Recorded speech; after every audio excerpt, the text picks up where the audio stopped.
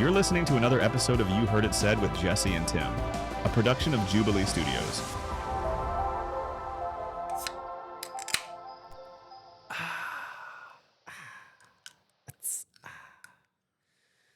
Wow, welcome back. It has been a minute. Yes, sir. Yeah, we What have we been up to? you've probably noticed that Where we have we didn't been? post an episode on Thanksgiving. And dude, what did happen before Thanksgiving? Because we got off schedule. Moving. Well, yeah. That's part of it. Well, because Yeah. typically we try to record the week before Mm-hmm. so that we have one in the bank for when something happens. And then something happened and we couldn't record. Oh, wait no, that was too long ago. I thought you were out of town, but that was. I don't know, man. Was that when you were in San Jose? Yeah. Yeah. Earlier in November. Okay. And then that just butted up against Thanksgiving. And so we had Yeah. those crazies. Yeah, man. Wow. Yeah. What's been happening? Well, We were moving. yeah, welcome back. Where are we? We This is not our old. yeah, we are officially in the new space, which is really exciting, but it feels weird right now. Yeah. Yeah. This is all very new for me. We're in your new office / studio. Yeah. And we're sitting next to each other again, which is how we started. That is how we started. But we weren't video recording it before.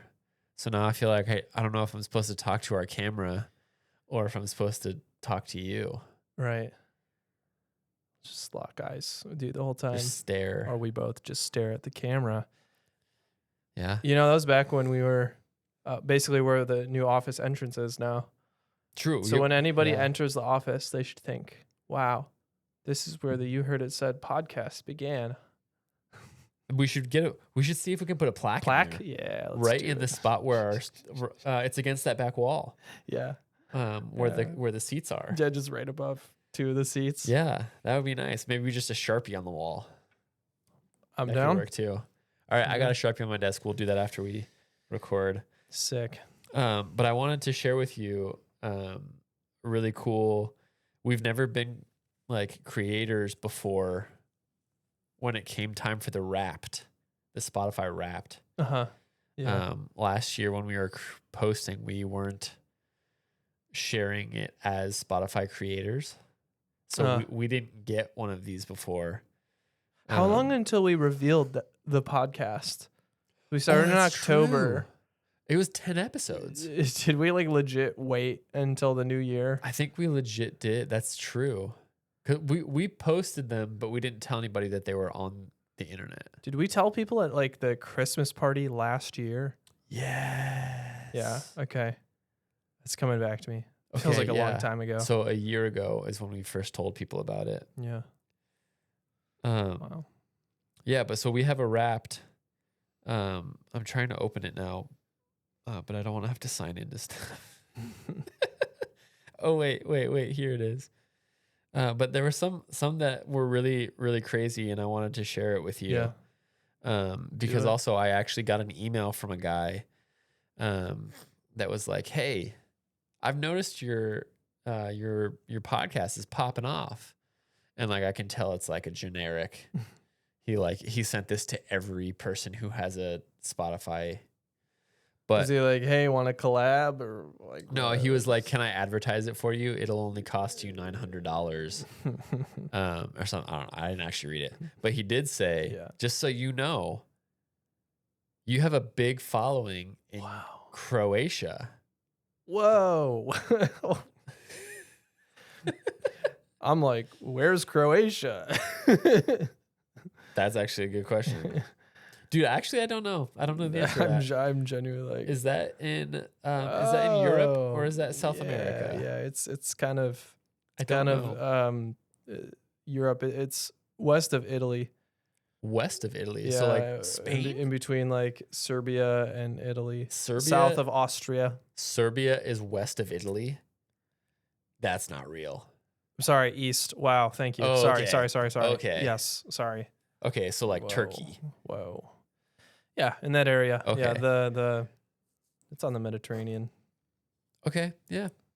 Wow. east of the boot. Well, hey, if you're listening Shout out Croatia. from Croatia, shout out. You are somehow one of 13 countries that listens to us, which is also hilarious. If you are not from America, shout out to you. Our international audience. our international audience. So one of my first podcasts, actually my first podcast, was an international podcast.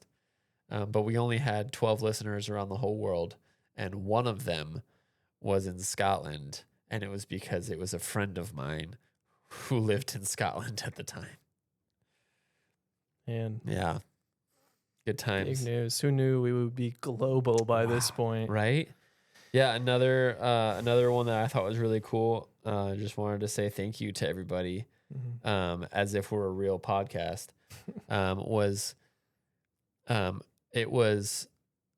Our podcast was the #1 listened to podcast for 36 people.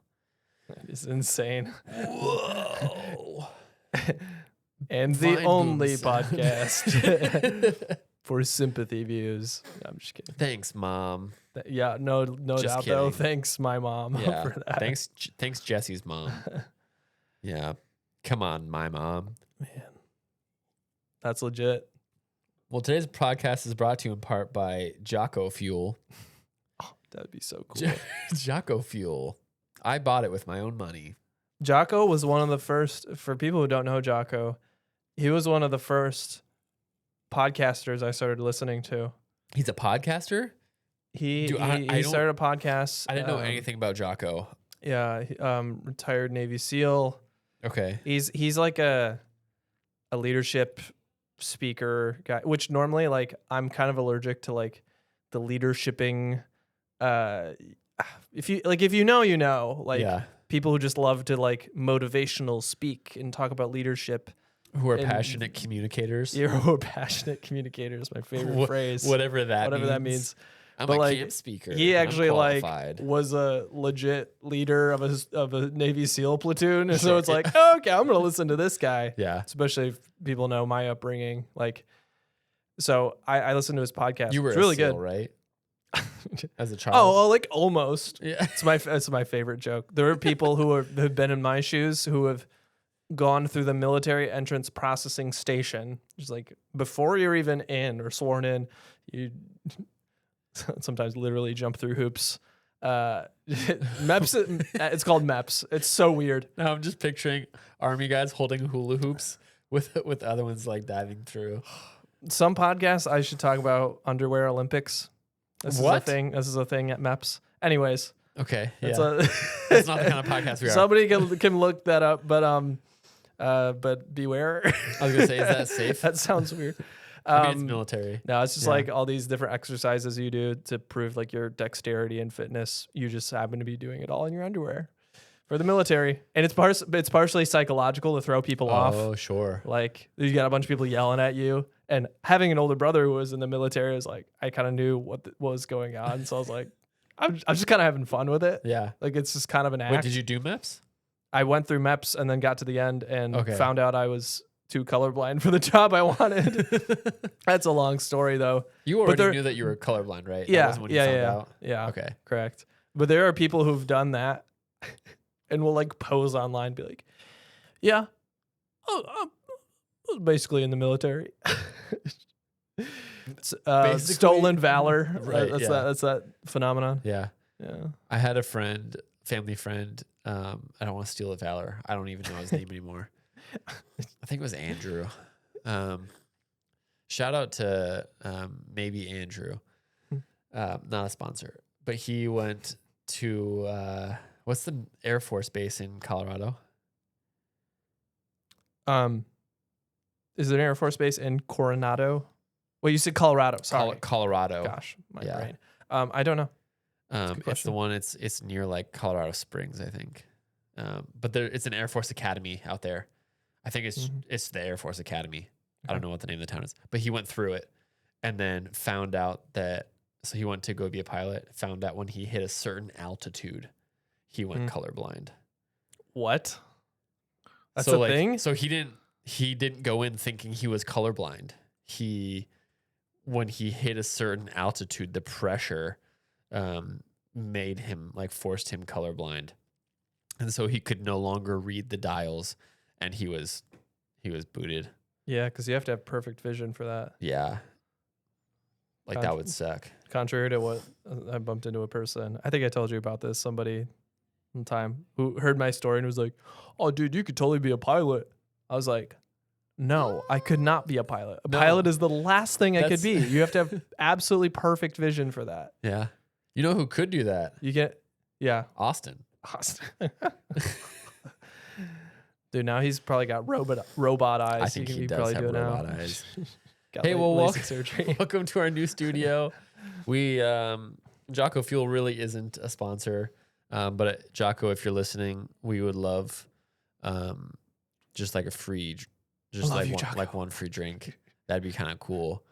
I use your protein powder sometimes. Also, who else would we like to be our sponsor? Anyone? Well, we talked about No. If you know anyone who's connected to local stuff would be cool. Yeah. Superior Dairy. Superior Dairy, yep. We did already try Canes. oh dude, that'd be sick. We did try Quesadilla Gorilla and they said no. That's too bad. Yeah. They said our social media wasn't big enough.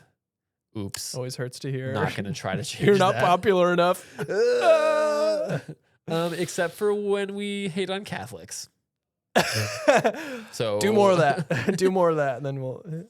Dude, but Catholics I've been liking what the church is doing. I'm gonna be Yeah. honest. The new pope. We should. I like the changes that we should. Yeah. That's not a. I don't mean to make that a blanket statement because I don't know everything he's sure. doing. Just to be fair, Oh, I've seen some good things. There's though. some opportunities for unity, which I'm Yeah. always a fan of. Yeah. And yeah, we could. I don't know. We could do something to even out the more critical Catholic commentary. Yeah. You know what's not gonna create unity? This podcast. Today's episode. That's right. Nice. We're tracking. Yeah. So, Oh, dude, I should got some Jocko for this. dude, there's more in the fridge. That's right. That's right. I will. I What? had some coffee All earlier. right. Yeah. You I'm good. shouldn't. I'm you good. shouldn't double up. I too feel like I got to bring it today. It's like All right. this is a big one. So we are still in our Reformed 101 series. You already know that because it's on the title that you clicked on. We might say this is the end. I thought we were gonna ask, are we? Yeah, we At the can do an appendix. It just like in terms of like because you wrote the title as a proper question. Yeah. Yeah. That's good. I mean, we'll probably have like we do have some question and answers. This is your last chance to submit some questions for our Q&A episode. Yeah. Which will either be a full episode or a jort. We'll see how many questions we have. Yeah. But today we are in fact talking about the end. Mm-hmm. Not just of this series, but of time. Or something like that. Depending on how you read The into end. things. Yeah. I think, I could say this about a lot of topics, but in what I am noticing, maybe it's my algorithm, I don't know, but I've been getting into a lot of conversations, and also noticing a lot of sort of things happening in the public conversation about what we might call apocalypticism. So that's a big word and can mean different things to different people. So let me define that. In the popular understanding of just like apocalypse or apocalyptic thinking, it has to do with like, it's very like black and white. We are approaching the end of, whether it's the space-time universe or Earth as we know it, or our current timeline. Yeah. and I'm not just talking about Christian circles. Like, we're going to get into some theology in a second, but more than ever, I'm noticing secular people. Peter Thiel is one example. He's a big AI guy. Maybe this is a sign of the end times. Everybody's waking up. That's what some people think. I mean, like, yeah. But a lot of people are like, Peter Thiel's an example of a guy who's saying, like, we got to be watching out for the Antichrist because we're going to have this global society that's run by AI and we're going to have a unified world economy. And you said he's not a Christian? He's not a Christian. He's a secular guy. But he is very friendly towards, like, he appreciates Christianity a lot, but he's not a Christian. Sure. And he will use the Bible to talk about his worldview. Okay, so maybe that's the case. In the words of Jesus, I'm just surprised he would warn about the Antichrist. Yeah. If you don't believe in I know. Christ. We live in some strange times, though, because that we are. Yeah. You have secular people who are sounding like Christians. You have Christians who are sounding more like atheists and We have materialists. Croatians listening to our podcast. What's going on? Wait, so that's what's happening in your algorithm. That's popping up. Yeah, and a lot of personal interactions. Just like more people are like this happens a lot in history when things are tumultuous and new technology enters the scene. Yep. Let's think about AI. Let's think about 2000. Yeah, exactly. Yeah. You get this spike in apocalyptic thinking. If you weren't around, is the end around the corner? Like, is human civilization gonna last? Do you remember Y2K? Y2K? No, but I remember we had like year 2000 like celebration hats and decor in our basement. That was there for like years after. Yeah. So like, no, I don't remember it. Y2K for a lot of people was terrifying because they thought it was going to be the end of civilization because it was a legitimate thought that technology didn't know what to do with a date that started with 2000. And that it would just all shut down and collapse and that society would dissolve because there would be no, we'd be thrown back into the Stone Age. And some people might remember 2012, a kind of similar phenomenon of like, oh, the Mayan calendar hypothetically ends in 2012. Well, it did legitimately. Yeah, but the question is, that's how it goes. Yeah. And there was this like, what's gonna happen? Yeah. Did it end because they knew something or because they were attacked while they were writing the calendar? Yeah. So just to say that like this type of thinking ebbs and flows, and I think we're seeing another spike right now, and I'm noticing some parts of that. I think that's really funny is that that's what's on your algorithm, and my algorithm recently has been pushing tiramisu. I don't. Opposite ends. I don't understand why. It knows. But everything is tiramisu. And apparently, if you're super into tiramisu in Italy right now, they're about to start the Tiramisu World Cup and they're looking for 100 guest judges. So go sign up because it's almost time for the Tiramisu World Cup. Dang. A sign of the end times, probably. That's how I'm taking it, at least. Yeah, maybe, dude. Maybe. Yeah. Okay, cool. Well, so you called it apocalypticism. Yeah. Is that different than the word that we're talking about, eschatology? Yeah. So related. There's a lot of related terms, and that's what makes this topic complicated, but I think we can make a quick connection here. Eschatology, we noted on this in our last episode, study of ology, eschaton, which is eschaton is the Greek noun for like a last thing. Eschatology is the study of last things.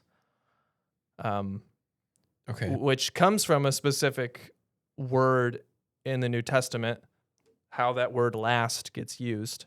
There's a phrase, the last days, we'll look at a quotation from Acts 2. Peter is looking back to the Old Testament prophet Joel, and Joel says in the Hemeras eschatus, I think is how it goes. So there's that last word, eschatu, is last days. We have a modern version of this. We call it end times.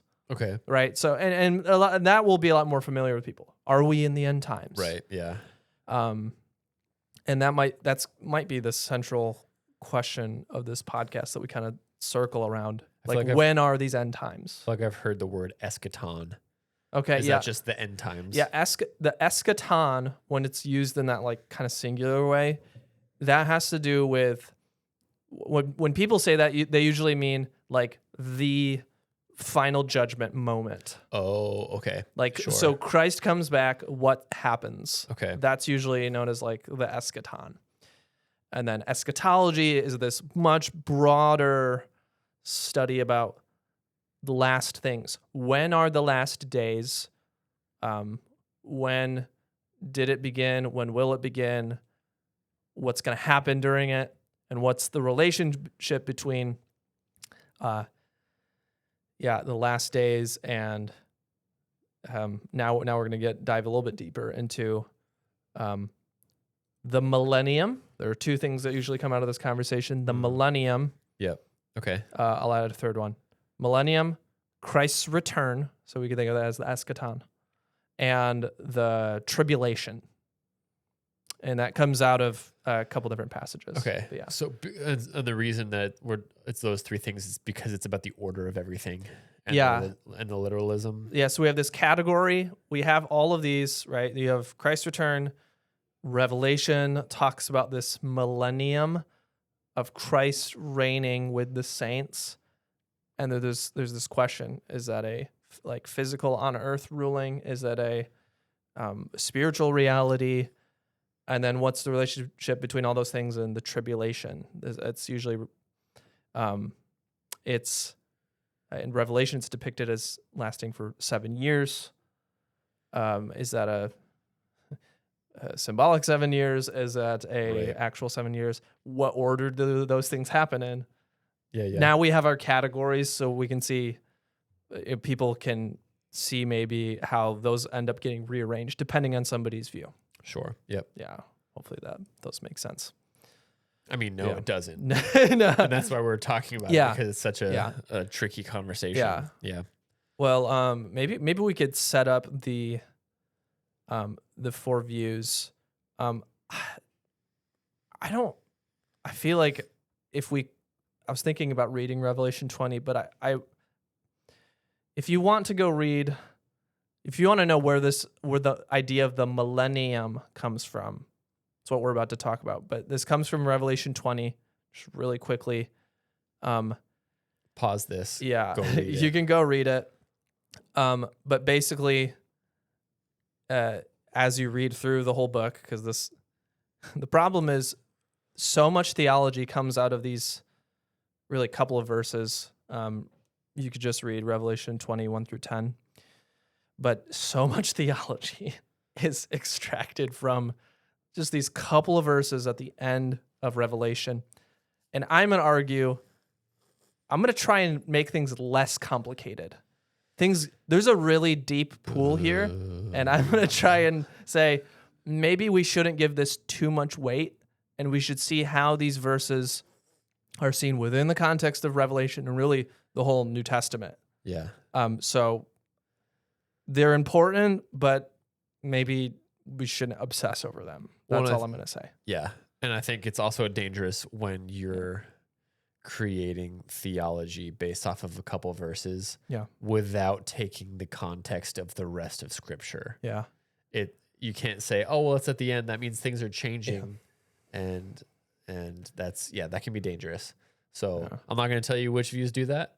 I'm going to let you judge on your own, but it's going to be obvious because we're going to tell you exactly which ones. I'm just kidding. Yeah. And maybe like my view will show why I said that. But basically, the verses talk about this rule of Christ with the saints. Yep.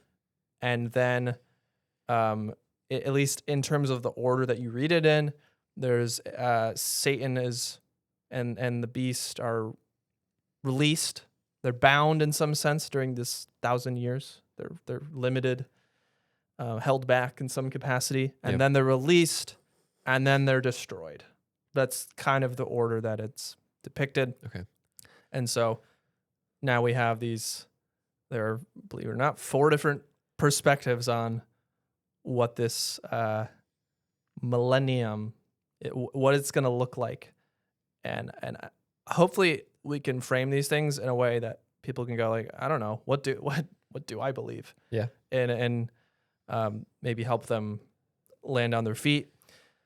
And this is the 4 main ones, right? There are other options. If you don't like one of these, you can pick and choose, write your own theology. I don't know if there are, these kind of cover it all. Okay.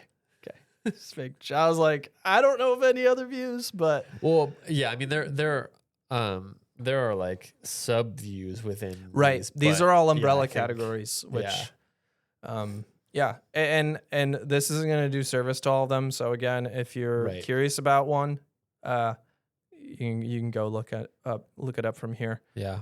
Let's start with the first one, which is I'll say the most common, and it kind of divides into 2 different versions. What do I mean?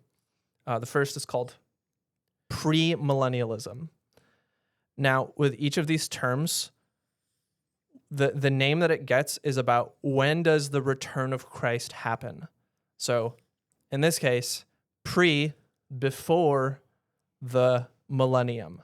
So Christ returns in this view, and then rules on earth for 1,000 years, and then Satan, the fallen angels are released, and then wait, where are they during the millennium? Yeah, they're bound.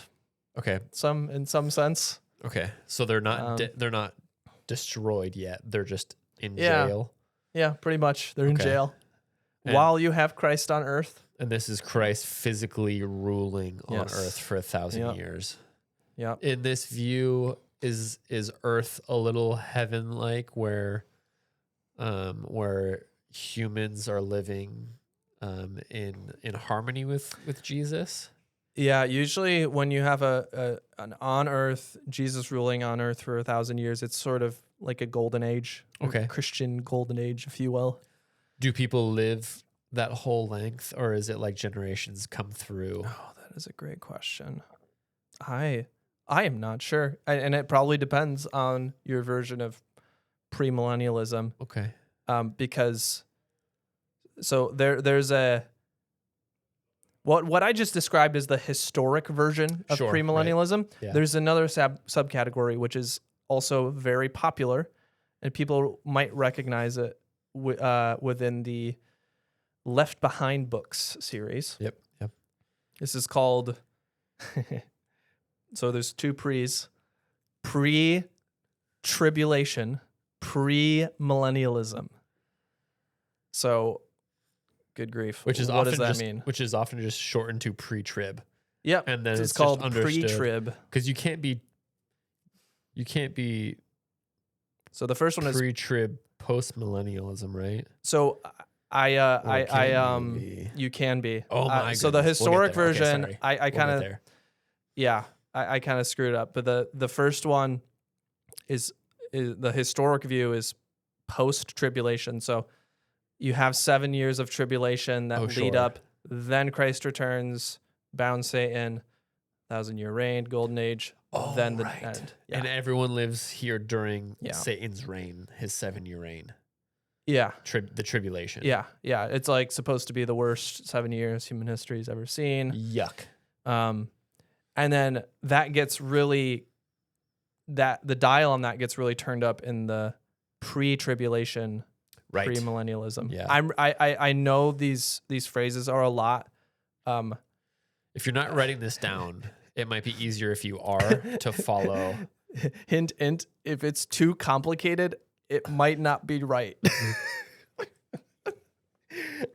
I'm sorry. You can't give it away. You could argue that the other way. Like somebody might say, like, oh, you're just too simple to understand. Fair enough. Dude, Occam's razor. But here we go. Dispensationalism. This is the pre-trib premillennialism is known as the dispensationalist view, which we talked about in previous episodes. Yeah. And I would encourage you, if you want to know more about that, lean into our covenant theology episode and our episode on the kingdom, where we talk a little bit about where that comes from, because it is a very popular default American view of end times. Yeah. This is the standard, like populist Baptist evangelical take on. Which is funny because most people don't realize how complicated it is. Right. Can we walk through just briefly to illustrate the point of like, it is a little it's pretty straightforward. I don't know what you're talking about. Okay, you're right. It's so straightforward. Yeah. So this is what I grew up with, by the way. Same.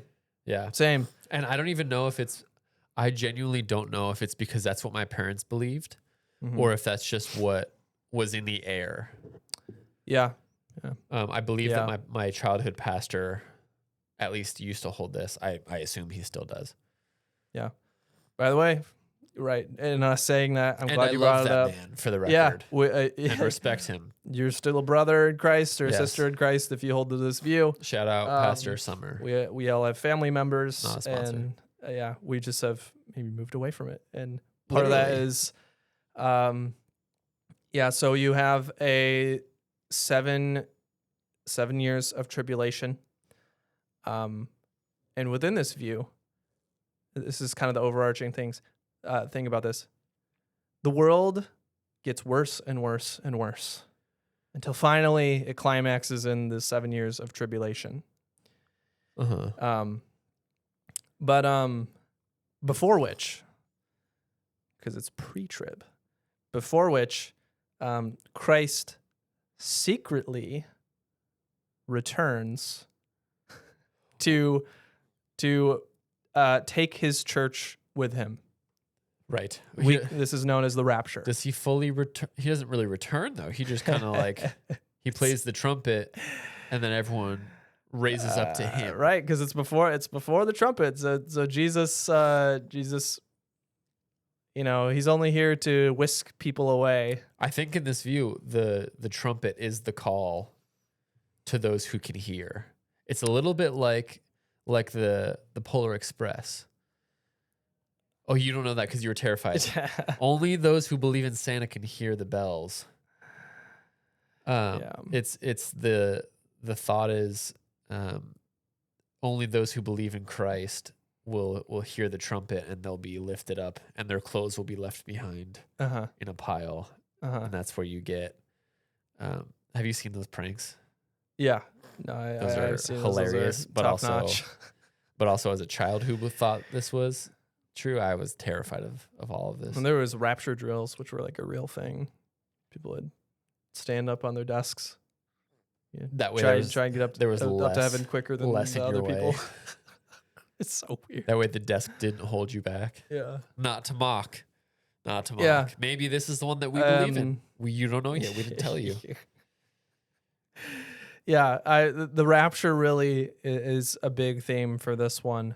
That there's this secret whisking away of God's people, and there you have the Left Behind books. Because in this understanding, Gospel of Matthew talks about people being left behind.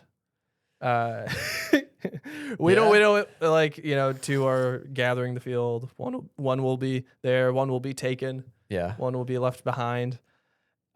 Except I think the opposite thing is happening there. Don't have time to get into that. But they are basing it off scripture. I just want to be clear. Yeah.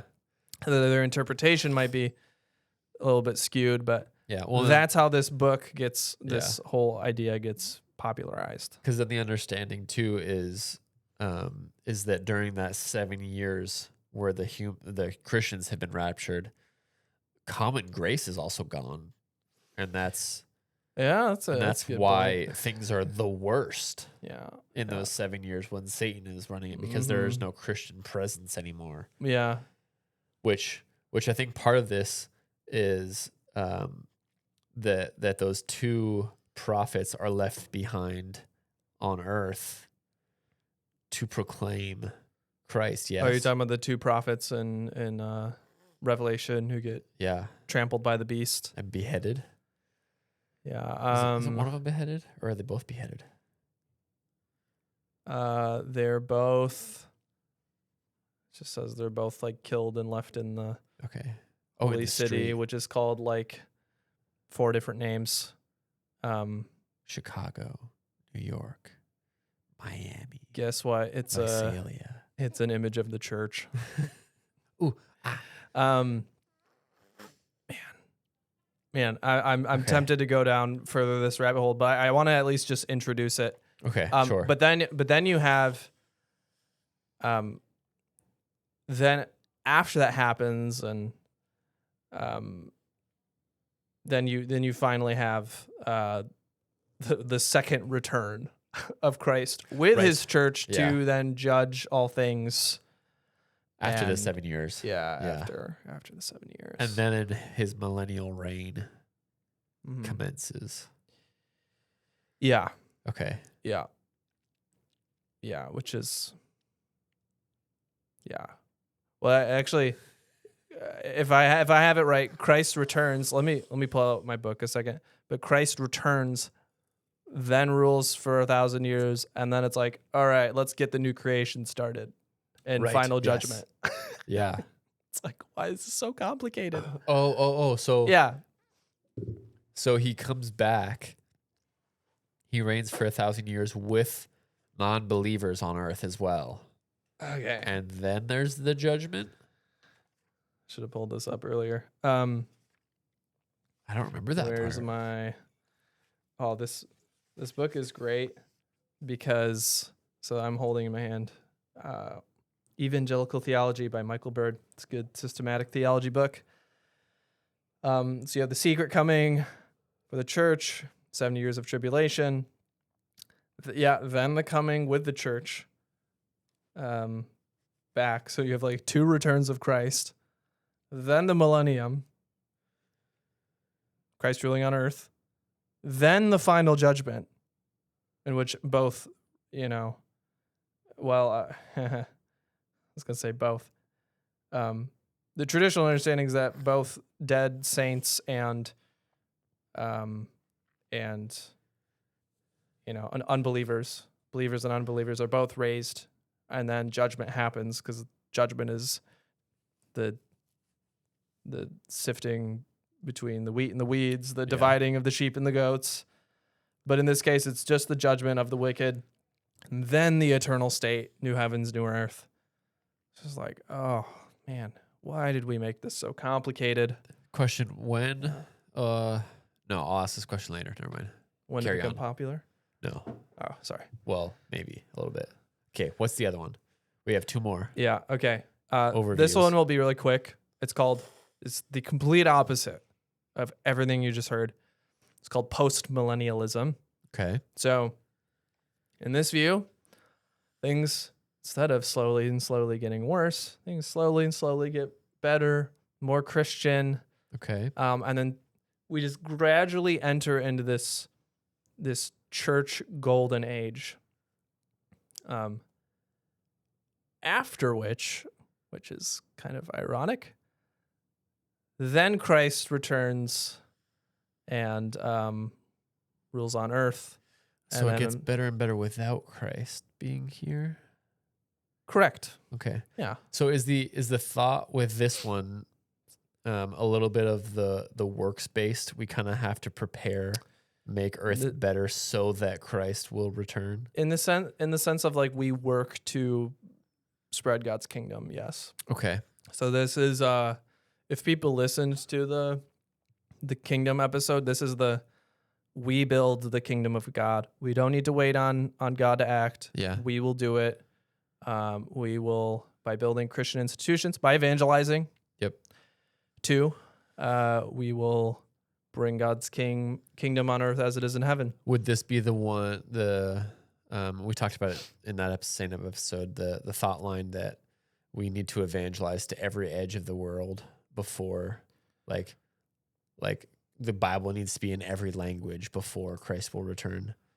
Or can that live in a There's different probably a camp? strand that holds to this view, and that's their motivation to get the gospel out. But this would be more of, we need to like get Christian institutions all around the world. Like we got to Yeah. Christianize places, Okay. which makes sense why the first post-millennialists, by the way, this really was popular at the beginning of the 20th century, 19th century. There's a very like strong emphasis on like Christianity as a civilizing force. So there's all these pagan, uncivilized like countries, and we need to go Christianize them. In other words, bring them Western civilization. Colonize? Yeah, exactly. It's very colonialist. Yeah. Yeah, which depending on your view of the kingdom, it could be Sure. a good thing or a bad thing. Yeah. Does that mean like colonizing the world with God's kingdom? Does that mean making disciples, or does that mean we give you Western democracy Oh. with a side of hepatitis? Shout out to man, that's hilarious. to the original colonists. Yeah. It has kind of there is an ugly half to this, Sure. with that sort of impetus. Very popular, like I said, at the beginning of the 20th century, and then some people who know a little bit of history might go, oh yeah, what happened like around 1911 and then the 1930s? Oh yeah, there's 2 world wars. Yeah. And then this view goes, it gets a lot less popular. People were like, This- wait, is this getting better? Because people went, oh, that's what we're capable of as human beings. Yeah. I thought technology would help the church and Yeah. make God's kingdom more, more attractive. Well, AI will. And then we made a nuclear bomb. AI will fix it Yeah. and make it. Yeah, probably. Yeah. It'll, But that's helpful for understanding the rise Yeah. of dispensational theology, because this gets really popular, especially during like the Cold War and Russia being more of a threat. Yep. And it's like, okay. oh man, they got nuclear power. Like, often Russia is, in that view, is playing a big part in the end times. It's a threat to Israel, which, if we remember, it has also plays another big part in the end times. Sure. Okay. So connect those dots a little bit. So maybe this is the right time to ask the question. Mhm. When were these theories, theologies, thought lines coined? When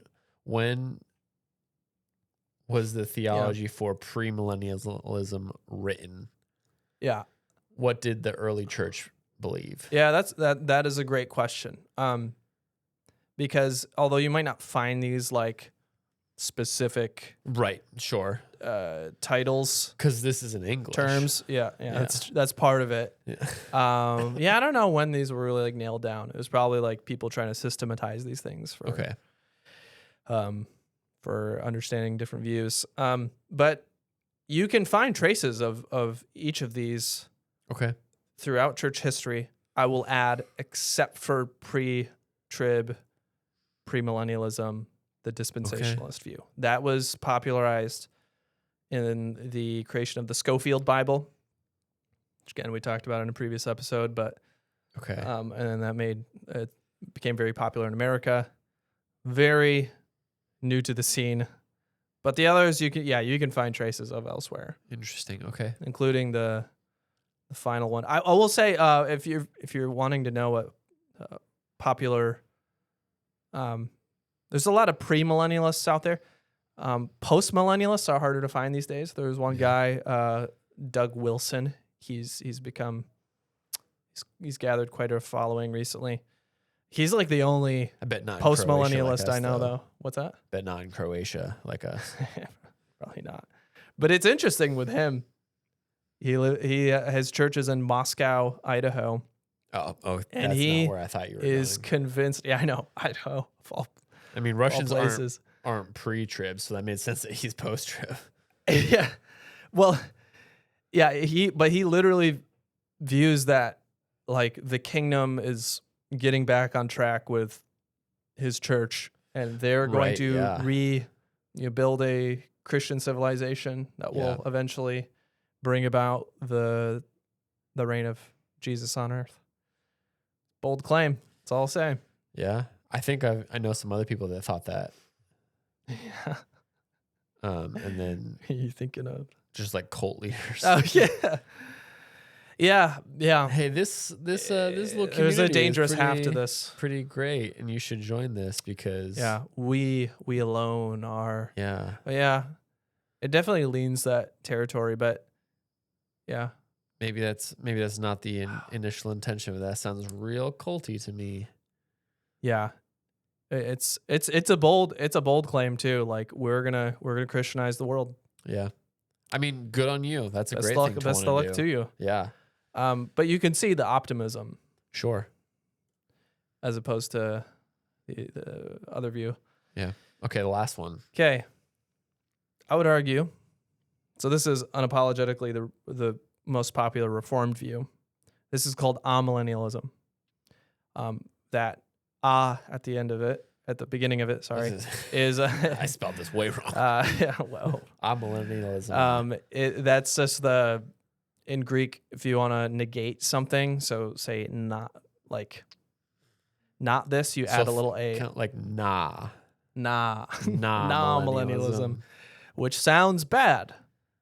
Jesse, isn't there a millennium that doesn't get talked about in the Bible? Yeah. it Yes. does. Yeah. Yes. But the amillennial view would see Christ's reign as something that's happening right now, already. And this millennia. Okay. So Christ's reign on earth. Yep. Yeah. That doesn't mean he's bodily here on earth in glory, but he is reigning heaven and earth right now. Question about the Yes. other ones. Yeah. Real quick. The millennia, which means 1,000. Yep.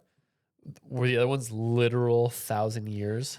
Yeah, the only one that isn't is the some brands of post millennialism Okay. who would just see it as like, yeah, there's a golden age and then Christ comes. Okay. But Well- some people see the golden age as preceding Christ's bodily rule on earth. Sure. If that makes sense. Well, it also makes sense. Like, For 1,000 years. yeah. I mean, like, there's a line where it's like, I mean, so and amillennialism, it's also a metaphorical 1,000, correct? Yeah. Yeah. Because- Metaphorical or spiritual, whatever term Sure. you want to use. Yeah. I can't Because- decide between the two. I don't know. I think they're I both. want you to decide right well, now they, on the pod. I might go with spiritual. You're the first people to hear Jesse say and It's commit to both. spiritual. No, it is both. But I prefer to say spiritual Okay. because Why? I mean, yeah, because I, like some people listening, might have a allergic reaction to the word spiritual when it's used in a very vague way. Okay. Like, oh, airy, it's like symbolic. Also, symbolic can mean Yeah. not real. Like you think about it as real, but it's Oh, not. I definitely meant to say symbolic instead of metaphoric. No, but for no, the record. but metaphoric is also helpful because this view would see it as a metaphor Right. for more than Long 1,000. time. Yeah. Well, because that's the kicker for me, right? Is we can't be holding this view and think it's literal 1,000 because oops, it's been 1,000 years already since Jesus was here. Yeah, if we viewed it like in a right. Yes, I see what you're saying. Like yeah, Jesus was here 2,000 if it years began at the ascension of Jesus, let's say, then 1,000 years is up. Yeah, it's not literal, even though I don't like that word either. But what I mean by spiritual is that Christ is reigning on earth through the Spirit. I think this is a very strong theme. Oh, sure. Okay. But the biggest, let's deal with the biggest objection to this view before maybe we get into why we think it's convincing. This seat is going to be real distracting for me. Yeah, I'm seeing going to out need a into the blind hallway. for that window.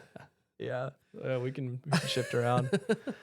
But the biggest objection is why a lot of people end up not being amillennial. So they're like, man, this really simplifies things. Like, is it Christ is ruling, and then when Christ comes back, it's a wrap.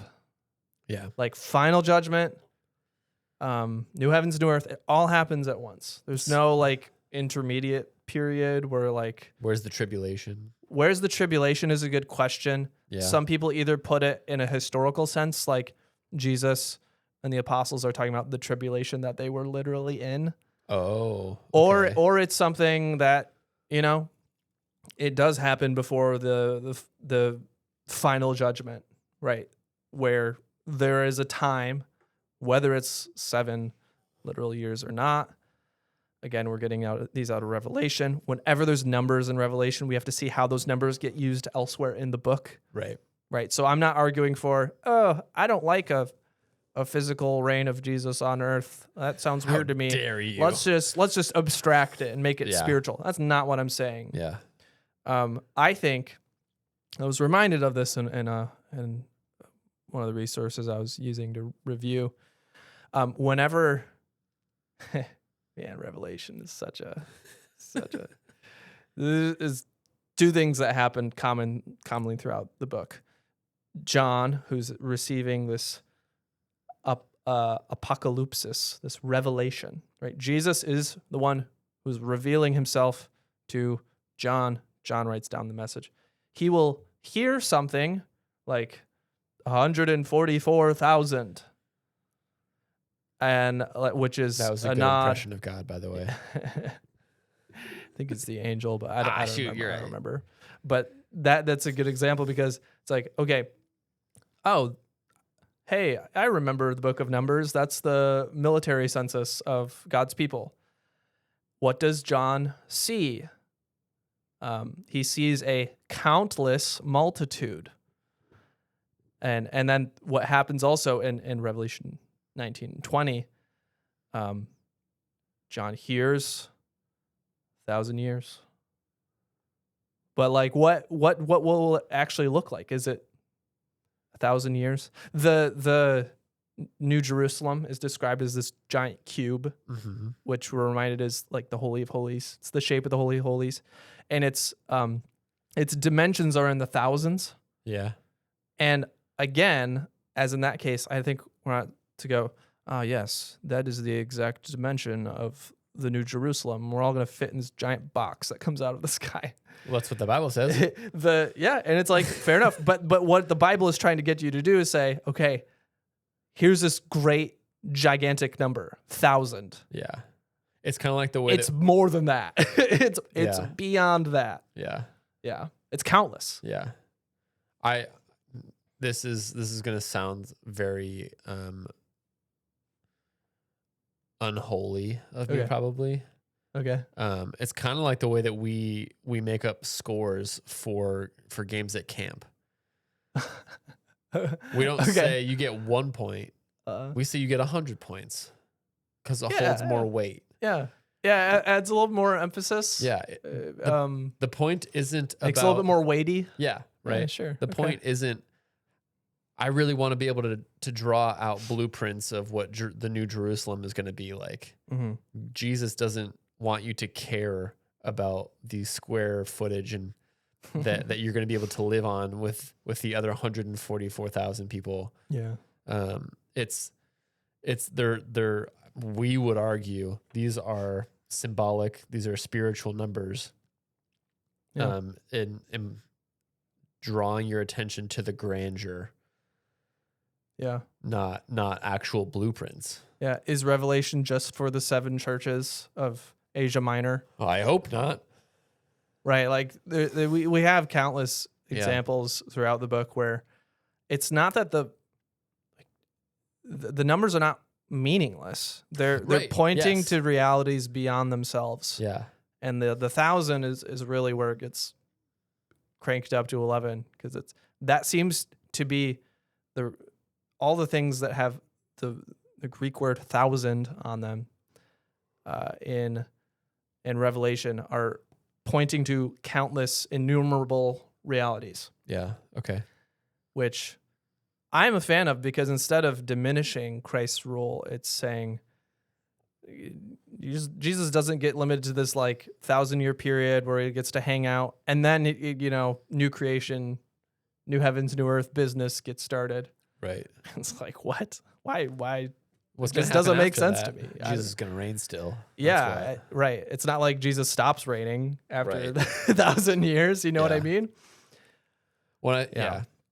I don't know.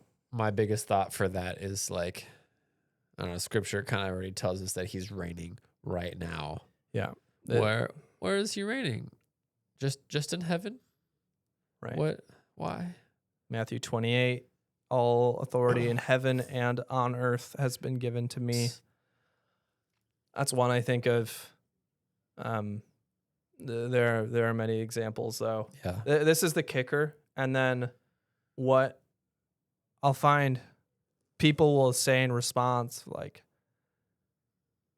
is Jesus really in charge? Like, look at the world. Yep. It's awful. There's so much suffering. Yeah. How does this look like a world that Jesus is ruling right now? Yeah. I don't know. How would you have any thoughts on that? How would you respond to that? I mean, I think to me, it's the conversation. It's the debate between what do we mean by like free will versus predestination, right? I wasn't expecting that. Say more. We believe in predestination, but we don't think that God is a puppet master directing our every single step, right? Okay. Just because Jesus is currently reigning doesn't mean that only good things are happening. Okay. Right? There is still evil in the world.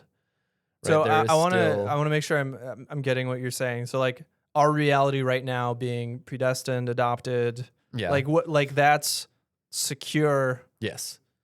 But that doesn't mean God's like forcing us into this new reality where like I don't know where he's puppeteering us. Yeah. He didn't say, Tim, overeat some Panda Express for lunch today. Oops, I did do that though, and my tummy's not happy about it. Okay. Right? Because there are people that look at us and say, "Free will, what are you, a puppet?" Or predestination, what are you, a puppet? Like you didn't choose anything in life. Right. Like no. Well, there's a balance, right? Okay. There's an already reality. Yeah, there's an And there's already a not reality yet. where Christ is currently reigning, but he has not done the final judgment, which means that there are still those living amongst us within the kingdom Mm-hmm. that are not chosen, that are still living within sin and tending to, right? They're still children of the devil because the kingdom has not fully come yet. Yeah, this is the parable of the wheat and the tares, the wheat and the weeds. Yeah. And like in the parable, God is not going to harvest yet until all the wheat grows up amongst the weeds. Right.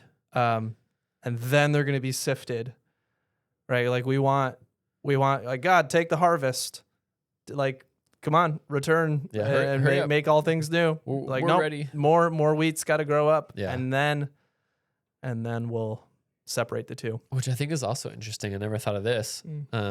But the idea then of universalism is kind of like, well, he's letting the wheat grow and he hasn't chopped out the weeds yet.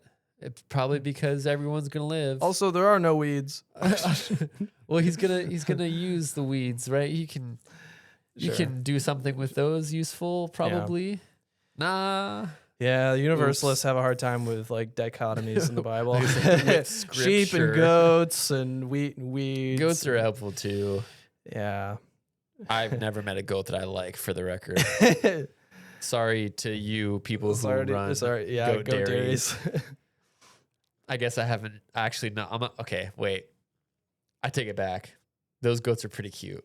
Have you been? When they're small. Have you been to the dairy Oh no. that No, I'm I haven't. thinking of? No. Summerhill. No. Their goats are genuinely pretty cute. I don't understand how their dairy is so clean. I believe it. But I filmed something there with Annika once. Shout out Summerhill. Shout out Summerhill Dairy. Go Shout check out out. Annika. Hello. Where do you? What's that bougie grocery store that I can't afford? Trader Joe's. Trader Joe's. Go to Trader Joe's. No, it's not even. Wait, is it Trader Sprouts? Joe's? Sprouts? No, I think it's Trader Joe's. Okay. Go get your goat milk at Trader Joe's. Those are cute goats. But my cousin had a goat when I was a kid. I hated that goat.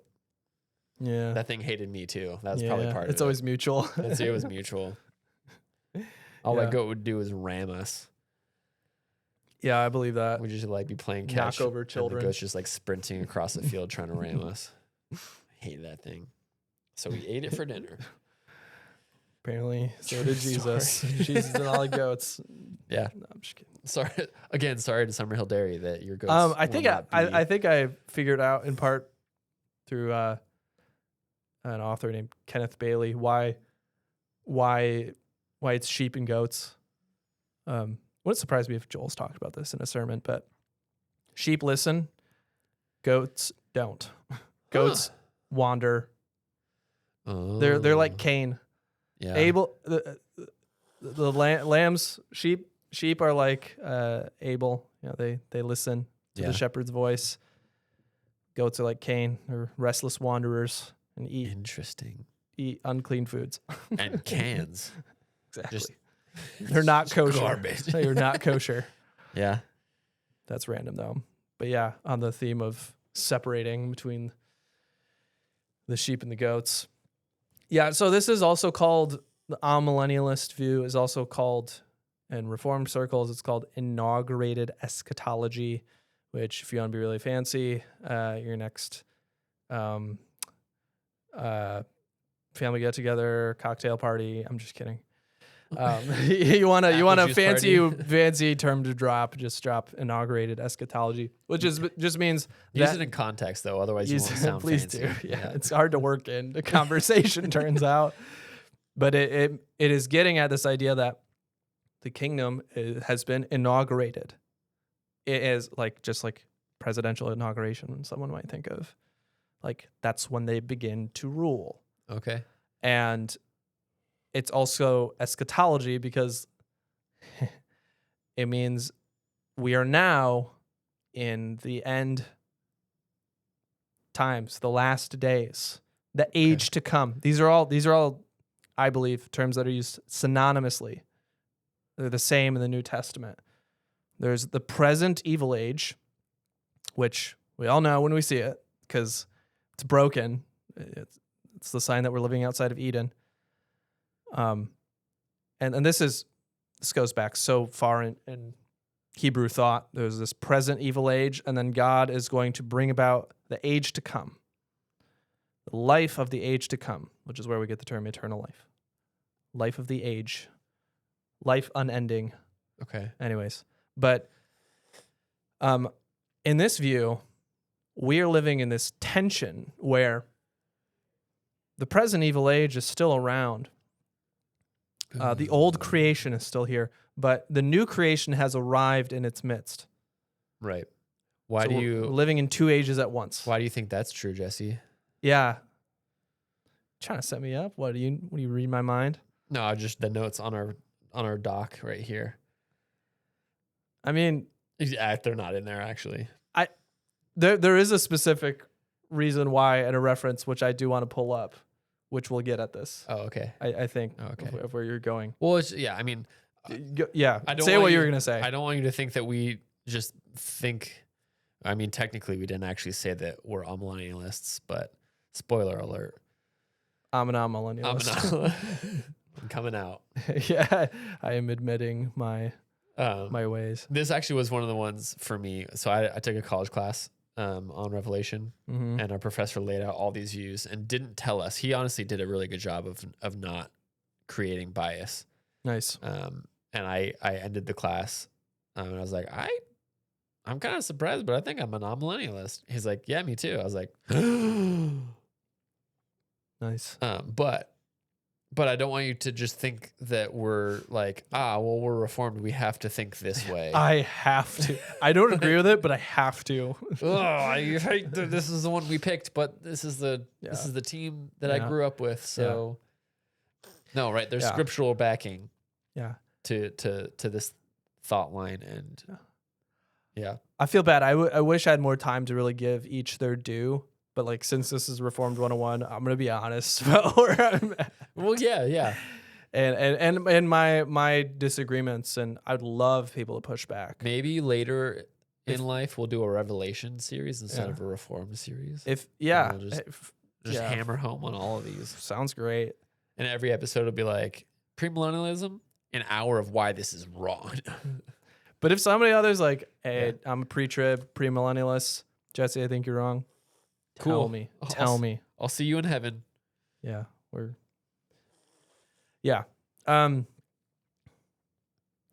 I think it's good when I think my professors also did a good job of, even though they were Reformed, they gave justice to the other views.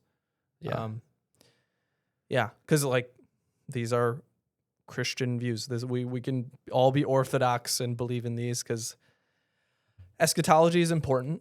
I don't want to sideline this too much, but again, back to how we began this. Let's not make too much let's not divide the church too much over a couple verses about the millennium. Sure. And I think that's a good rule of thumb. The things that Scripture talks about the most, those are the hills you should die on. Things where it doesn't talk about as much, like greet each other with a holy kiss, or does that show up more than once? That's pretty frequent. Is it? I am pro holy kiss, by the way. I like on the lips. Okay. It's common in most cultures. No, true. Yeah. Anyways. Shaylee talked about how it's so common in other cultures for men to hold hands with their friends. Yeah, we're the anomaly in America. I took him seriously after that one. Yeah. Thankfully, he didn't talk about the kiss because I wasn't ready walk for up that to him one. and hold his hand. I did that. Yeah. I know. Oh, wait. Yeah, you were with I me. remember. Yeah. I should do that more often. And back to this, why do I believe that we are in the end times now, and why that's not really saying anything unique? I want to bring Acts 2 into this because this will illustrate why I view that. So this is Pentecost, the Holy Spirit, the very presence of God and of Christ was poured out on his disciples. And they all are understanding each other in different tongues. Israelites from all over the Mediterranean.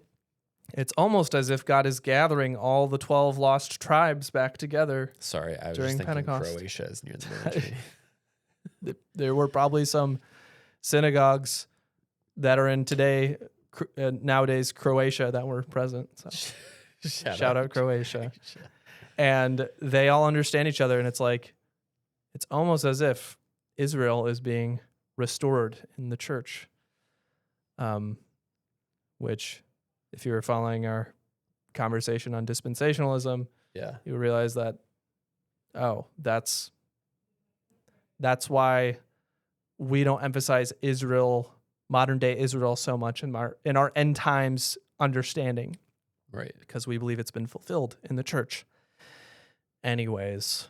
But while this is going on, onlookers are like, hey, y'all speaking in tongues. It's early in the morning. Are you guys drunk? Yeah. How is this already? Which is always, to me, that's like, why do you think that's a drunk thing?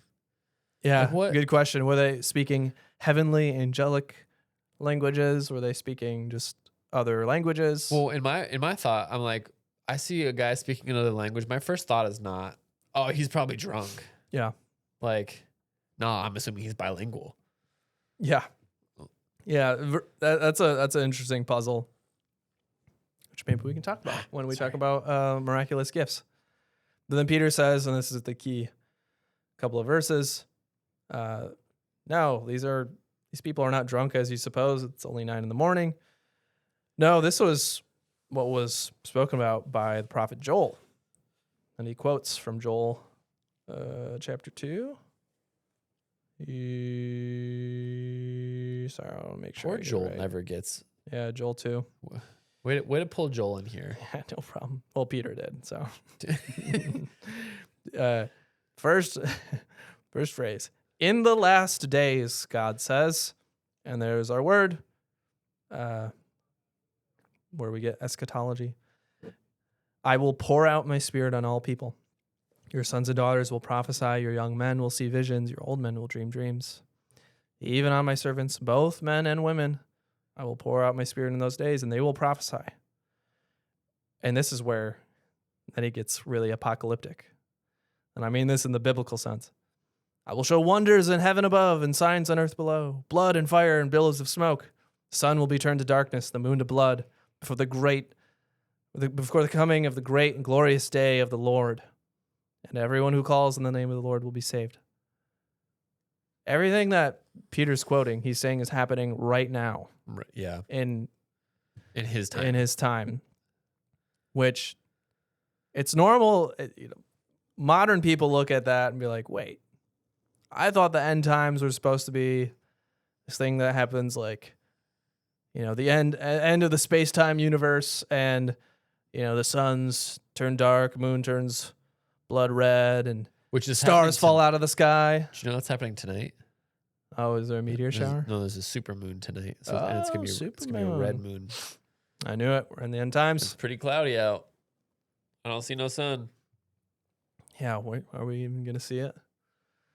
Man. But along with Peter, you have Book of Hebrews, which begins with, hey, God spoke to people in various times in various ways, but in these last days, there's our word again, he spoke to us through his son. So they would say that they were currently in the end times. Would they have... The times that the prophets look forward to was fulfilled in Jesus. But that was 2,000 years ago. Yeah. Did they...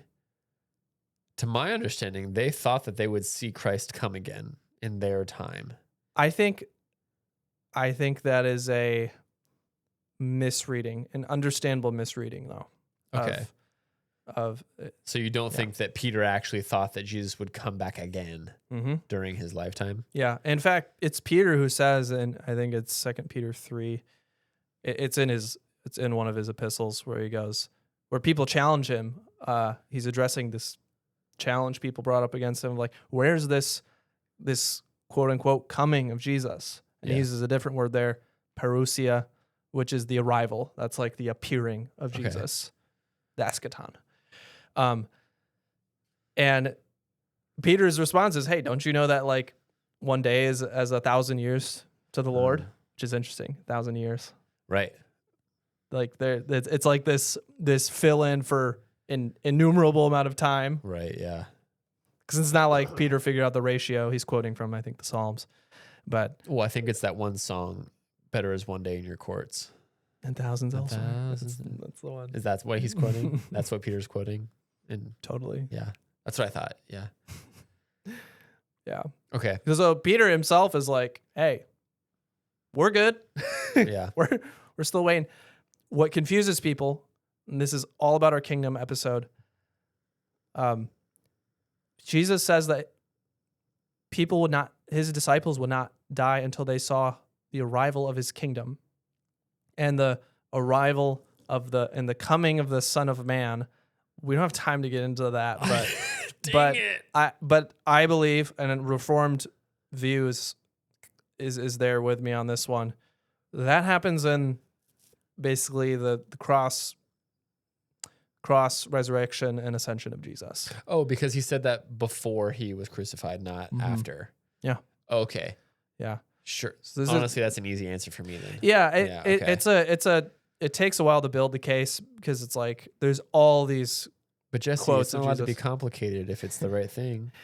Yeah, it just takes some pondering, takes Yeah. some meditation of all the times that Jesus talks about the coming of the Son of Man, and Yeah. our brains go, oh, future tense of where I am. Right. And Matthew or Mark or Luke Yeah. or John, they're trying to say, no, keep reading, you'll see it.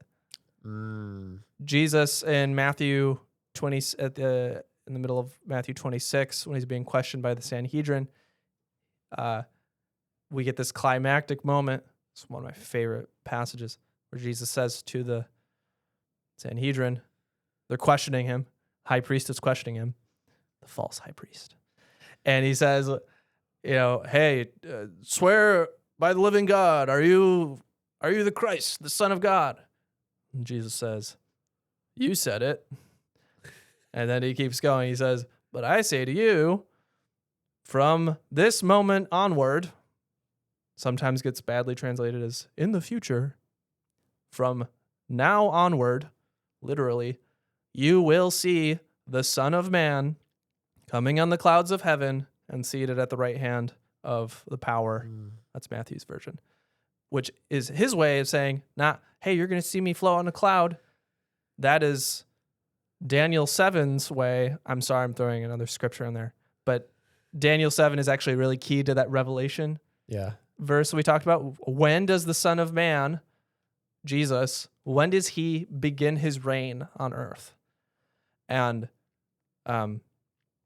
that's what Daniel 7's all about. And by quoting that, Jesus saying is, you're seeing me at the right hand of the Father right now. I am beginning my reign, because he's about to be crucified. Right. Which, according to Revelation, is his throne. The slaughtered lamb is seated on the throne. That's a lot. I threw a lot in there, but I think it goes to show this is a recurrent theme. I'm not proof texting. I'm not cherry picking verses. I'm trying to show how this happens across genres, across all these different books in the New Testament, including the Gospels, Revelation. Yeah. Because this is, if I could say one last thing on this little rant, I think this is the biggest misunderstanding I have with students consistently. Not just students, just people in general. The inaugurated eschatology is the hardest thing to grasp because it's the idea that God's kingdom has begun already. It's here, and it's going to arrive in its fullness in the future. Yeah. But the already part is really hard for people to grasp. Well, and also the idea of already and also not yet. Yeah. Yeah. How can they Holding both be in true? tension. Yeah. Yeah. Yeah. I don't know where. I actually don't think I know where. Oh, maybe you guys trying to tell me not to say this. Maybe no, I'm gonna say it anyway. Say it. I don't know if I know where I stand in this camp because I think I've shared with you my theory, and I also don't even know if I actually believe my own theory. Okay. Okay. So maybe we'll Talk leave you about with this. talk about time. Yep. Yeah. You know where I am. End times. What is time anyway? What is time? Sorry. Tell me if if anyone's ever thought this before in the history of the millennia. Millennium being metaphoric, of course. Okay. I got you. What if, and again, I don't know if I believe this, so don't call me a heretic. Got you. What if when you die, that is when you enter the moment of the universe of creation, when Christ is returning and it is judgment day, and it's just so, because you know my theory, and if you've listened to our podcast for a long time, you know that my theory of eternity is that those who have already died, Mhm. they're outside of time, Yeah. right? So they don't know eternity without us, Right. because outside of time, we're also already there because we will be with Christ. Mm-hmm. What if the transition from death to eternity is Christ's second coming and judgment? Yeah, I mean, that view would be really at home with the Eastern Orthodox Church, the mystics especially. Maybe I'm Eastern Orthodox. Hey man, I'm a fan of Eastern Orthodoxy. So like in this sense, We have cooler robes death than you. is all that's death would, because, maybe to state it differently, because I'm united to Christ and Christ is in some sense outside of time. Yeah. I am being with him. I am then also there with him in a non-temporal sense. Yeah. But what screws with my head, and this isn't really an objection as much as like I just don't know how to work this out. Yeah. I don't have all Is, the answers for this. How does the resurrection tie into that? Like, do we exist with him in spirit? Do we immediately? So I guess what you said kind of clarifies it, because in the sense we would be there at the final resurrection. So boom, resurrected bodies. Yeah. That was an easy one. Yeah. I thought you were yeah. going to ask a hard question. No, but like when, yeah. when is But then are there two different realities? Like, is there, like what? Because I do believe this earth that we're on is where that's going to happen. Yeah. It's a bodily resurrection. I don't know. I don't know what to do with that. to paint a picture, it's kind of like, I'm trying to think if it happens in the movie Ready Player One, Okay. where so compare it to a video game though, like that movie, or like Fortnite, where the game begins by you like jumping out of the plane or like running into combat, and you're like, so we're currently in the loading screen, like we're not there yet, we're loading for eternity. Okay. And then all of a sudden it snaps. For us, that's we die. Okay. But it snaps, and all of a sudden you're in the middle of it. You're like, you're jumping out of a plane, and it's like, whoa, this is judgment. It's time. Here we go. Christ is coming. It's a Fortnite live event. Fortnite's all about Jesus. You heard it here. Just kidding. I don't know. Okay. Yeah, I don't know. I don't know what to do with that. That's just because if that's my theory about time and eternity, it bleeds beyond just heaven. Yeah. It would impact my eschatology as well. Yeah.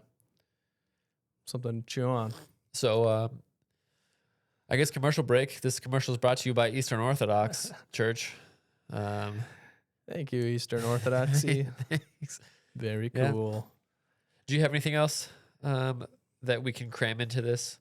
Because we're pressed. I'll just say what this has done for me personally is allowed me to affirm that Jesus really is Lord.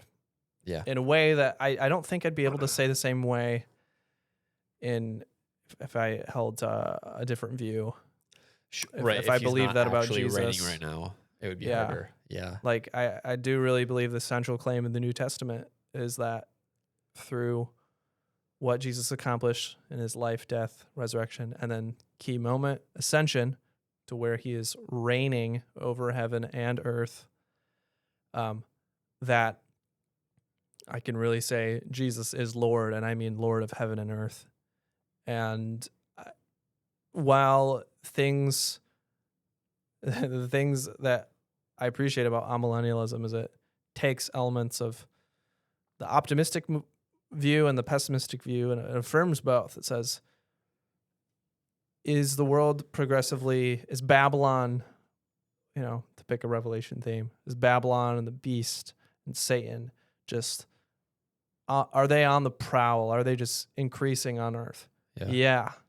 That's their domain seems to be getting larger and larger and larger. Is Christ and his kingdom arriving more and more on earth as it is in heaven? Is it growing? Are more disciples being brought in? Yes.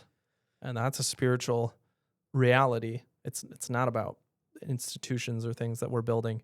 Sure. And I think similar to how Revelation describes the rule of Jesus, it's the slaughtered lamb on the throne. It's the cross. The cross is, when we look at the cross, it's like, oh, this is tragic. There's suffering. But it's also the exact same moment where Jesus is beginning to rule the cosmos. Yeah. I believe that's how it's being portrayed. And that tension is where I think we can have real trust that Jesus is really Lord and in charge, even when things seem awful, and hope. And we can also hope for him to renew all things in his second coming. Amen. Yeah. Well, thank you. Thanks for that topic. Thanks for It's a lot. It's a lot. Yeah, if Muddy waters we tried to tread through, but if that wasn't clear, good luck. If you have, there's more helpful videos out there. sure, on yeah, this. probably go You talk to the find- Bible Project. Shout out. I've never done this one. What? No, they don't get into like theological pitfalls, which is why I admire them so much. But you can find other people talking Sure. about this. Yeah. Okay. But do go to the Bible Project because they'll help you understand Revelation in its context, and I yeah. believe also nod towards the amillennial view. Okay. Anyway, Fair. Well, we have at least one more question and answer for Reformed 101. yeah, Again, last chance to send in your questions to get added to that episode. Maybe we'll throw in some others that seem to fit. But thanks for listening. Thanks for sticking with us. Thanks for coming back after that break. mm-hmm. And thanks to Croatia for listening. If you are that one person in Croatia, I actually don't. It doesn't tell me how many people are listening. It just says it's one of the top 5. It's actually top, like it's number 5. Australia is actually number 2. Wow, Yeah, there are more Aussies listening than Croatians. I respect that. Yeah, I think it was like America, Shout out Australia. Australia, Canada was somewhere in there. Mm.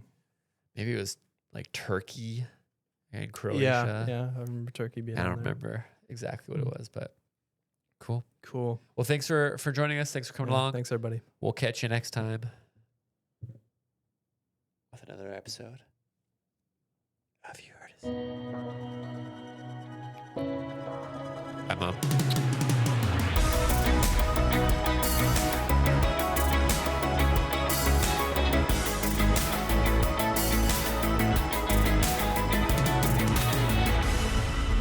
This has been an episode of You Heard It Said, a podcast of Jubilee Studios.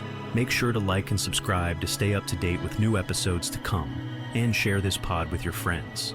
Thanks for listening.